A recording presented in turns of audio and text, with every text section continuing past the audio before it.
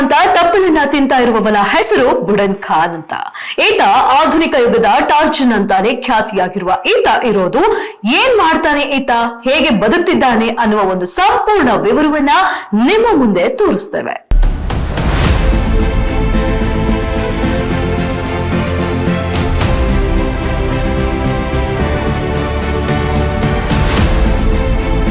ಹೌದು ವೀಕ್ಷಕರೇ, ಬೆಳಗಾವಿ ಜಿಲ್ಲೆಯ ಸವದತ್ತಿ ತಾಲೂಕಿನ ಉಗುರಗೊಳ ಗ್ರಾಮದ ನಿವಾಸಿ ಈತ 10 ವರ್ಷದ ಹಿಂದೆ ಸಾಮಾನ್ಯ ಜನರಂತೆ ಬದುಕುತ್ತಿದ್ದ.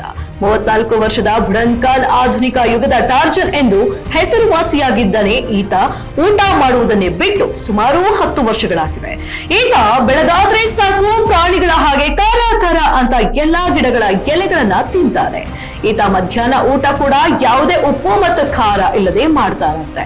ಆದ್ರೆ ವಿಚಿತ್ರ ಏನಪ್ಪಾ ಅಂದ್ರೆ ಈತ ಮಂಗಗಳು ತಿನ್ನೋದನ್ನ ನೋಡಿ ಈತ ತಿನ್ನೋದಕ್ಕೆ ಶುರು ಮಾಡಿದ್ದಾನೆ.